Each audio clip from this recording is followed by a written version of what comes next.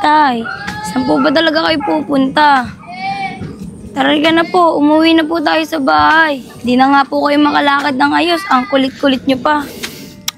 Lyra, saan na naman ba pupunta si tatay? Di ko alam, kay Tay. Dito lang.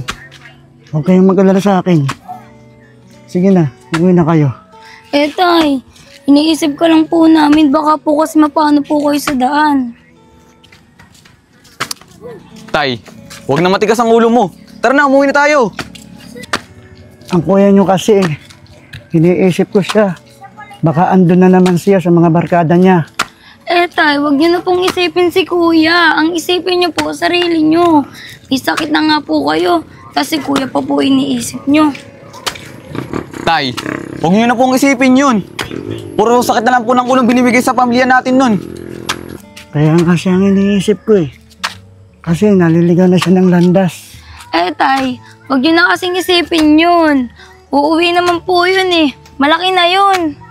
Tsaka, kung may mangyari man sa kanyang masama, kasalanan niya yun. Hindi pwede anak. Huwag ganun. Gusto ko, lahat kayo, magkakasundo. Tay, sa amin naman, wala kang problema eh. Ang problema natin, yung panganay mo. Oh, ba't naririnig ko na naman yung pangalan ko dyan? Ba't kayo nandito? Sinama niyo pa yung matanda. Hirap na nga maglakad eh. Bakit hindi mo itanong sa kanya kung bakit kami andito? Anak naman, tara na. Uwi na tayo. Ang dami niyo namang drama. Ikaw, ang dami yung pang sinasabi. Uuwi lang pala. O tara, umuwi. Hindi mo man lang ba kaya si tatay? Nakaya nga niyang pumunta dito eh. Dapat kaya niya ring umuwi.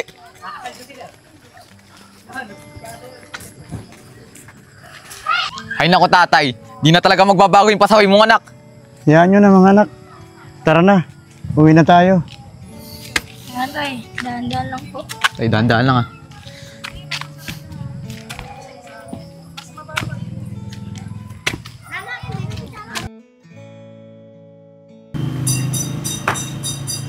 Ay, dahan-dahan lang ah.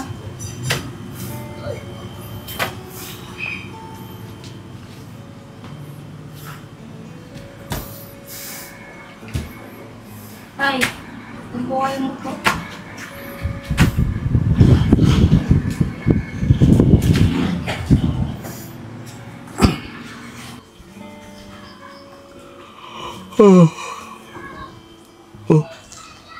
Magdamag wala sa bahay. Pag uwi, matutulog lang. Bangkapal talaga ng mukha. Ano bang problema niyo sa akin? Bakit palaging ako nakikita niyo dito sa bahay? Bakit? Sino pa ba? Ikaw lang naman ang walang silbi dito sa bahay ah. Tamad at palamunin. Kung ganyan lang laging gagawin mo sa bahay, huwag ka nang umuwi. Ano bang pakialam nyo? Bakit? Bahay nyo ba to? Bahay ni nanay ito. Kung ayaw nyo akong makita, kayong dalawang umalis dito. Pwede na kayong lumayas. Ba't kami aalis? Nanay din naman namin yun ah. Ayaw nyo palang umalis eh. Di magtiis kayo sa ugali ko. Magkakasama tayo dito sa bahay kaya wala kayong magagawa. Tama na! Wala na nga ang ina ninyo! Hindi pa kayo nagkasundo-sundo! Ano ba kayo? Huwag akong pagsabihan mo. Ayan ang pagsabihan mo, yung mga anak mong sip-sip. Anak! Bumalik ka rito! Saan ka na naman pupunta? Tay, pabayaan niyo na kasi yun. Kahit anong gawin mo naman eh, di naman makikinig sa inyo yun eh. Matigas kasi ang ulo.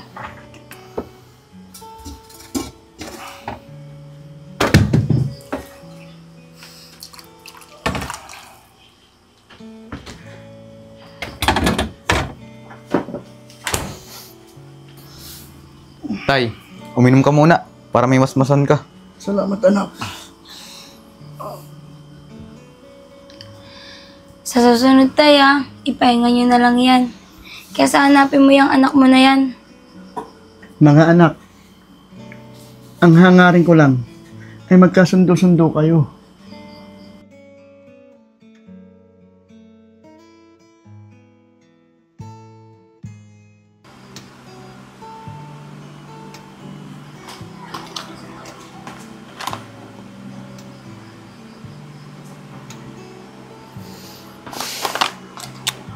Naubos na pala ang gamot ni tatay.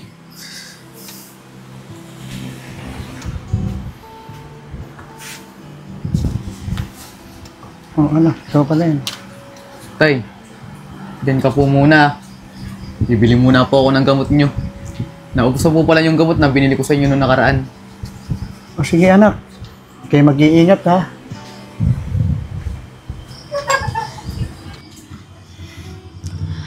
Dami na naman palang hugasin. Ay nako, mahugasan na nga.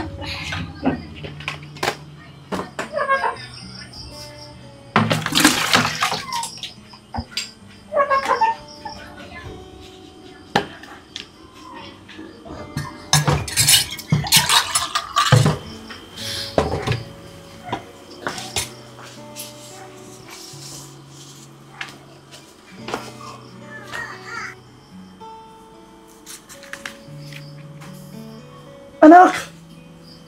Sa wakas, umuwi ka na rin!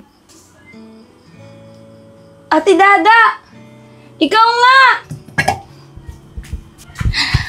Ate! Ate, buti umuwi ka na. Miss na miss ka na namin. Ate, teka lang. Ba't ka malungkot? Bigla lang yung uwi ko. Di pa nga tapos yung kontrata ko eh. Bakit anak? Ano nangyari sa'yo? Tay, pinagtangkaan po ako ng amo ko sa ibang bansa.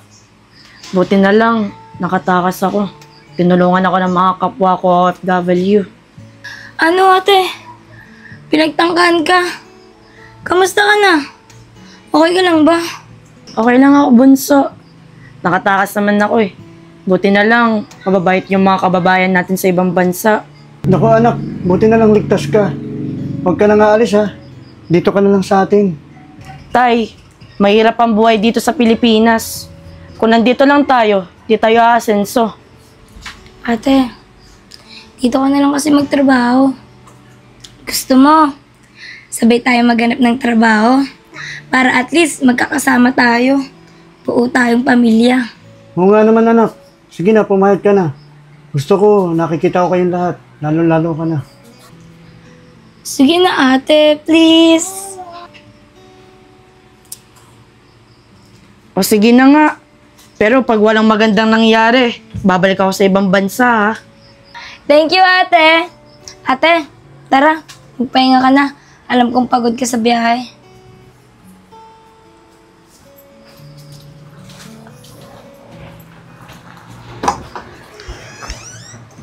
Thank you Lord. Kasi, pinauwi niyo po ng ligtas ang aking anak. Makapagbasa nga uli ng Biblia. Kasi, maganda yung mga kasulatan na susulat dito.